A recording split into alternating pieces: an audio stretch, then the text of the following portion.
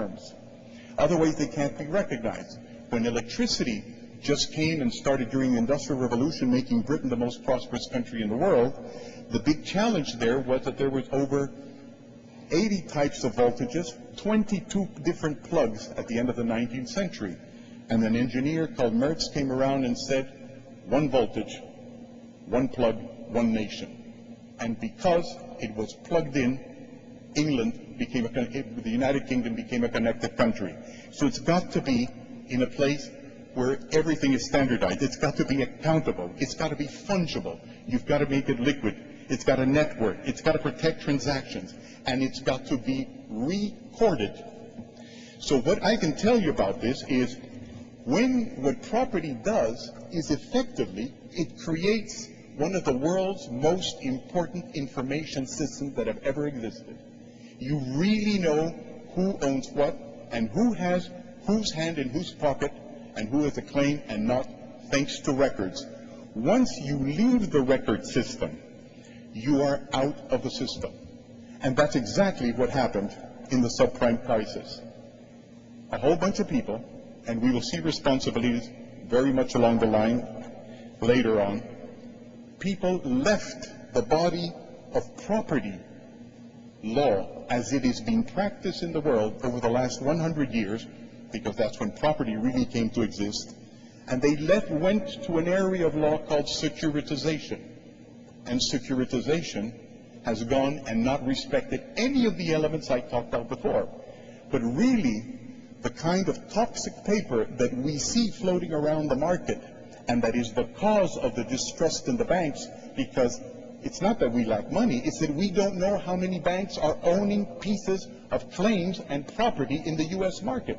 You don't know, and that's why nobody wants to give each other credit, because we don't know who owns what.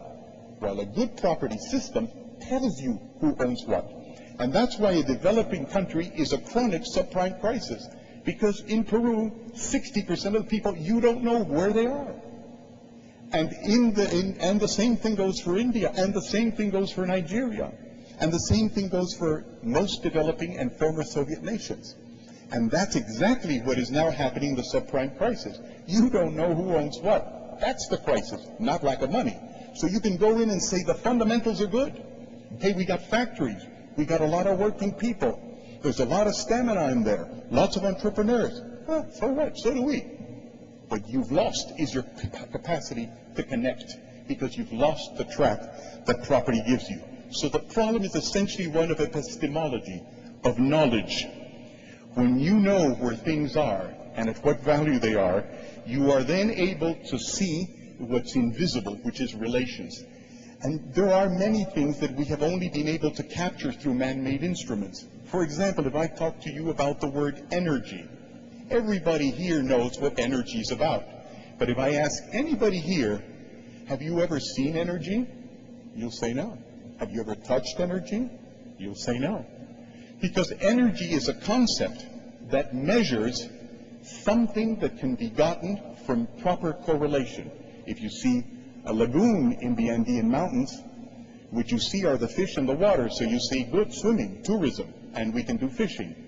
But if you really document it well, you can see that if you drop the water and pass it through a filter and pass it to a turbine, you can get energy out of it.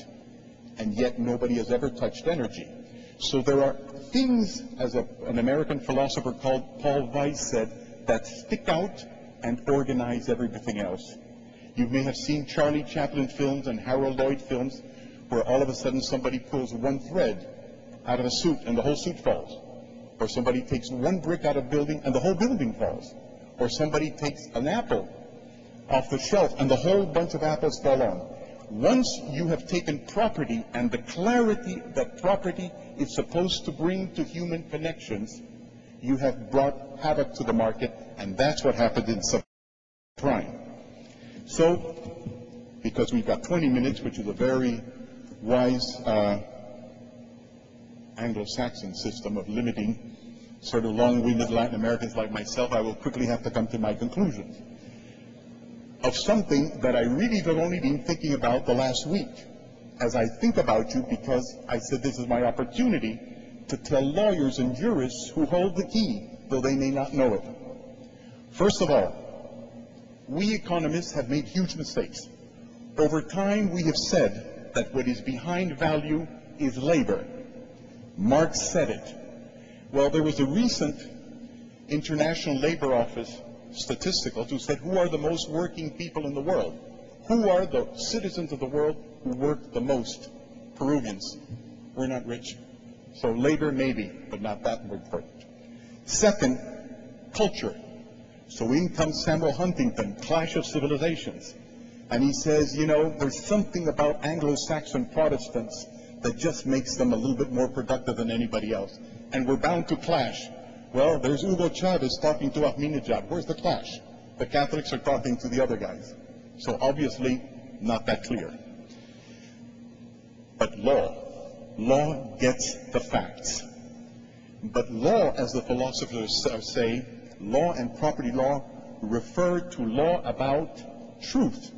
What property law wants to know is not if some document is valid. It wants you to know who owns what, and what your name is, and what you're located in.